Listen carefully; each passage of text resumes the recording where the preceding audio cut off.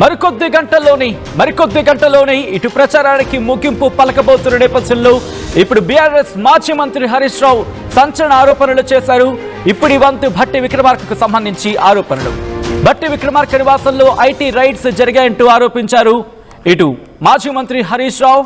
ఈ నేపథ్యంలోని నెల క్రితం ఢిల్లీలోని డిప్యూటీ ముఖ్యమంత్రి భట్టి విక్రమార్క ఇంట్లో ఐటీ దాడులు జరిగాయంటూ చెప్పుకొచ్చారు. ఆయన గుడావ్లోని భట్టి అత్తగారింట్లో హార్డ్ డిస్క్లు కంప్యూటర్లు సీజ్ చేశారన్నారు మాజీ మంత్రి హరీష్ రావు. కాంగ్రెస్ బీజేపీ కలిసి పనిచేస్తున్నాయి కాబట్టి ఈ విషయం బయటకు రాకుండా దాచారన్నారు హరీష్ రావు. మంత్రి పొంగులేటి ఇంటిపై ఈడీ దాడుల విషయంపైన ఇప్పటివరకు అధికారిక ప్రకటన చేయలేదంటూ చెప్పుకొచ్చారు. ఆయన బీహార్ ఎన్నికలకు ముందు క్లియర్ అయిన పెద్ద కాంట్రాక్టర్ బిల్లుపై white paper release చేయాలంటున్నారు Harish Rao. దీనికి సంబంధించిన బిగ్ బ్రేకింగ్ న్యూస్ చూస్తున్నారు. ఈ నేపథ్యంలో ఇంతకీ మాజీ మంత్రి హరీష్ రావు చేసిన సంచలన వ్యాఖ్యలేంటి డీటెయిల్గా చూద్దాం. ఆ తర్వాత ఇన్ డీటెయిల్గా మాట్లాడుకునే ప్రయత్నం చేద్దాం. ముఖ్యమా? Command release the white paper. Maharashtra ఎన్నికల ముందో, హర్యానా ఎన్నికల ముందో, నిన్న బీహార్ ఎన్నికల ముందు బడా కాంట్రాక్టర్లకు నువ్వు ఇచ్చిన బిల్ ఎంత, నువ్వు కొట్టిన కమిషన్లు ఎంత? అరే బీఆర్ఎస్ ఇచ్చింది కదా. కరోనా ఉంటే కూడా మేము 9.5 ఏళ్లలో 20,508 కోట్ల రూపాయలు మేము ఇచ్చినాం కదా ఫీజు రియంబర్స్మెంట్. నువ్వెందుకు ఇవ్వలేకపోతున్నావు? అదే ప్రభుత్వమే కదా, అదే ఆదాయం కదా. ఆనాడు బీఆర్ఎస్ ఇచ్చింది ఎట్లా, నువ్వు ఇయ్యవెట్లా? అంటే నీ ప్రాధాన్యతలు వేరే ఉన్నాయి, నీ ఆలోచన విధానం వేరే ఉన్నది. మాటలు ఎస్సీ ఎస్టీ బీసీ, చేతలంతా బడా బాబులు. ఢిల్లీకి మూటలు మోసుడు నీకు చేతన అయితే లేదు. ఇప్పుడు ఏమంటాడు? మొన్నెప్పుడో లాస్ట్ టైం ఉద్యోగులు అందరు కూడా, ప్రభుత్వ ఉద్యోగులు, మా ఎరియర్స్ ఇవ్వండి, మా డిఏలు ఇవ్వండి, మా పిఆర్సీ ఇవ్వండి అని అడిగినారు. ఈ దేశంలో 5 డిఏలు పెండింగ్ ఉన్న ఒకే రాష్ట్రం తెలంగాణ రాష్ట్రం. అవి ఇవ్వమంటే నన్ను కోసుకొని తింటారా? నాకు అది ఏం లేవు అన్నాడు. నిన్న కూడా ఈ కాలేజీలో అడిగినారు. అడిగితే వాళ్ళని పట్టుకొని బ్లాక్మెయిల్, మీకే అప్పచెప్తా మీరు చేయండి, మరి నీకు చేత కాకపోతే నువ్వు దద్దమ్మని ఒప్పుకో, గద్దె దిగు, ఎవరు చేష్టో చేస్తారు. నిన్ను చెయ్యమని కదా ఇచ్చింది. నువ్వు ఏం పెట్టినావు మేనిఫెస్టోలో అన్నాడు. మా కాంగ్రెస్ ప్రభుత్వం వస్తే వెంటనే ఫీజు రియంబర్స్మెంట్ బకాయిలు అన్ని రిలీజ్ చేస్తా, తక్షణమే చేస్తా. మరి ఏం చేసినావు? 2 ఏళ్ళకి వెళ్ళి బకాయిలు ఇయ్యలే, కొత్త ఇయ్యలే, ₹1 ఇయ్యలే. నువ్వు పిల్లల జీవితాలతో ఆడుకుంటున్నావు. నేను ఇంకో మాట మాట్లాడిండు, బీఆర్ఎస్ బీజేపీదేదో బంధం, కేటీఆర్ గారు కిషన్ రెడ్డి గారు అని మాట్లాడి. ఇది ఎట్లుందంటే వెనకటికటేవాడు దొంగతనం చేసినోడు దొంగే దొంగ దొంగ దొంగ అని గట్టిగా అరిచిండట. గట్లున్నది రేవంత్ రెడ్డి తీరు. నీది కదా కిషన్ రెడ్డి గారిది, రేవంత్ రెడ్డిది ఫెవికాల్ బంధం. 5 ఏళ్ల కింద నీ మీద ఈడీ కేసు నమోదు చేస్తే ఇయ్యాలటికి నిన్ను ఎందుకు అరెస్ట్ చేయలేదు? ప్రధానమంత్రి గారు వచ్చి ట్యాక్స్ వసూలు చేస్తున్నారు, కప్పం కడుతున్నారు ఢిల్లీ కంటే, ఈ రోజు వరకు ఎందుకు మీ మీద విచారణ జరుగుతలేదు? నిన్నగాక మొన్న ఇదే నెలలో బీహార్కు డబ్బులు పంపుతున్నారని ఢిల్లీలో భట్టి విక్రమార్క గారి ఇంట్లో ఐటీ రైడ్స్ అయినాయి. ఇది ఎందుకో బయటకు రాదు. మీరు ఢిల్లీకి భట్టి విక్రమార్క పోతే ఎప్పుడు తెలంగాణ భవన్లో ఉండడు. గుర్గాంలో ఆయన అత్తగారి ఇల్లు, ఆయన ఇల్లు ఉంటుంది, ఆడికి పోతాడు రాత్రి. ఆ గురుగాం ఇంటి మీద ఐటీ రైట్స్ అయినాయి. అక్కడి నుంచి కంప్యూటర్ హార్డ్ డిస్క్లు, చిప్పులు అన్ని తీసుకుపోయినారు ఐటీ వాళ్ళు. అంత గప్చూపు ఎందుకు అయింది? మరి ఎందుకో బయటకు రాకపోయా? ఏం ఒప్పందం ఉన్నది మీ మధ్య? పొంగులేటి గారి ఇంటి మీద ఈడీ రైట్స్ అయినాయి. 3 రోజులు సెర్చ్ చేసిండ్రు. లోపలికి డబ్బులు లెక్క పెట్టే మిషన్లు పోయినాయి, టీవీలలో అందరు చూపించిండ్రు. మరి ఏమైంది? అంత గప్చూపు అయిపోయింది. బయటకు ఎందుకో రాదు ముచ్చట. ఏం దొరికింది, ఎంత దొరికింది, ఏం సీజ్ చేసిండ్రు? ఈడీ ఎందుకో అందరిది స్టేట్మెంట్ ఇస్తుంది, కానీ పొంగులేటి గారింటి మీద ఎందుకో స్టేట్మెంట్ ఇయ్యది. ఢిల్లీలో ఐటీ రైట్స్ మరి ఎందుకు బయటకు వస్తలేవు? ఏంది అంటే దీన్ని బట్టి అర్థమవుతుంది ఏంది?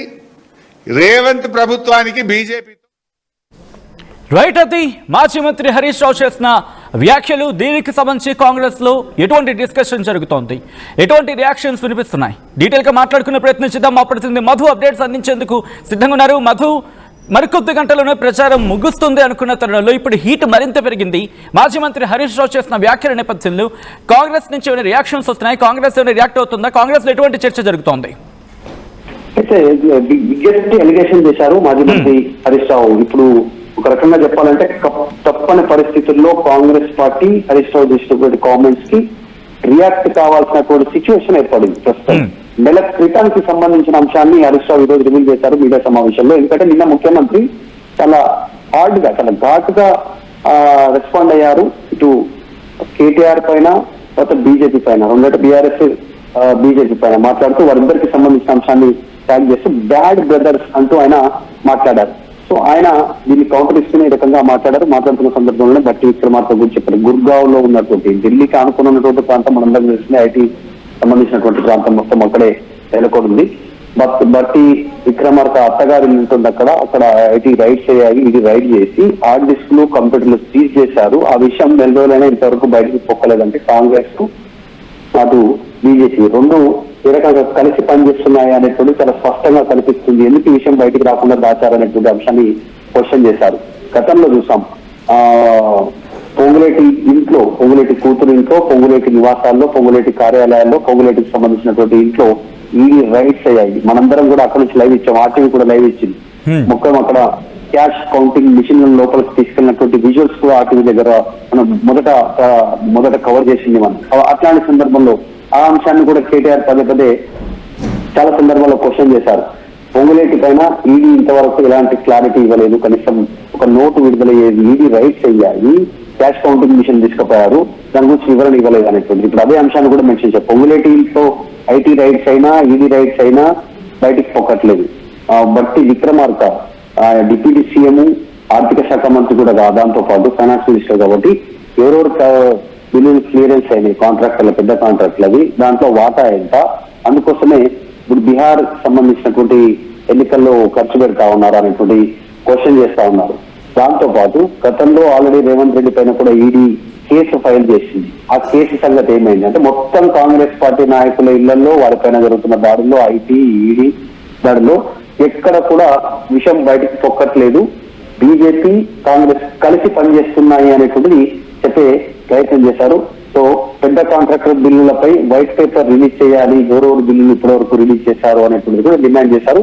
నిజంగా జూబ్లీస్ ఎన్నికల మూమెంట్ లో ఈ స్టేట్మెంట్ అనేటువంటిది మళ్ళీ ఒకసారి కాంగ్రెస్ పైన అవినీతి ఆరోపణలు, ఇక్కడ అవినీతి చేసిన డబ్బుని ఢిల్లీకి వెళ్ళి ఏసీసీ అధిష్టానానికి ముట్ట చెప్తున్నారు, మూటలు అనేటువంటి క్వశ్చన్ రైజ్ అవుతా ఉందో పొలిటికల్ పార్టీస్ నుంచి మళ్ళీ ఒకసారి క్వశ్చన్ రైజ్ చేసే ప్రయత్నం చేశారు హరీష్ రావు ఎన్నికల ముందు.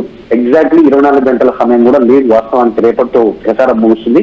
రేపు కాంగ్రెస్ మీద రెస్పాండ్ అయ్యే అవకాశం కనిపిస్తాం. Right Madhu, thanks for update. మొత్తంగా అయితే మాత్రం మాజీ మంత్రి హరీష్ రావు చేసిన వ్యాఖ్యలు ప్రస్తుతం ప్రకంపనలు సృష్టిస్తున్నాయి. మాజీ మంత్రి హరీష్ రావు సంచలన ఆరోపణలు చేయడం జరిగింది. భట్టి విక్రమార్క నివాసంలో ఐటీ రైడ్స్ జరిగాయని చెప్పి ఆరోపించారు మాజీ మంత్రి హరీష్ రావు. నెల క్రితం ఢిల్లీలోని డిప్యూటీ ముఖ్యమంత్రి భట్టి విక్రమార్క ఇంట్లో ఐటీ దాడులు జరిగాయన్నారు హరీష్ రావు. గుర్గావ్లోని భట్టి అత్తగారింట్లో హార్డ్ డిస్క్లు, కంప్యూటర్లు సీజ్ చేశారంటూ చెప్పుకొచ్చారు. కాంగ్రెస్ బీజేపీ కలిసి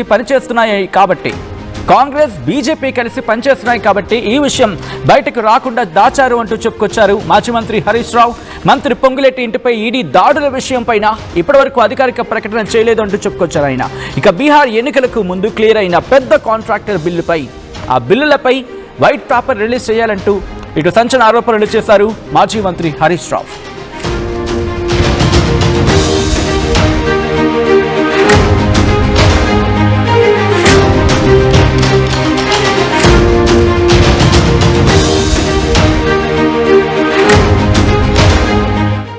local to global news at your fingertips. మీ చేతిలో ఒక ఆయుధం. Download raw TV app. Media legend Ravi Prakash is back.